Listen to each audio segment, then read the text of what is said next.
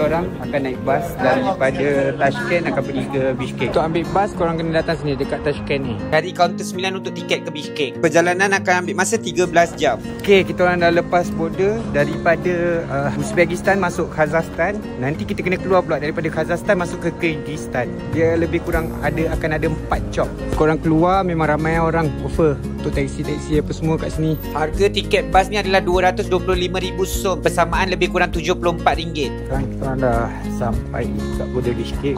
Lepas daripada border tak jauh, dalam 1 jam kita sampai dekat Kyrgyzstan, Bishkek. Dekat Kyrgyzstan aku stay dekat Sky Hotel. Hotel ni murah, harga RM130 untuk 1 malam. So hotel yang kita orang duduk ni pun murah. Ada katil, ada TV, ada ni toilet dia.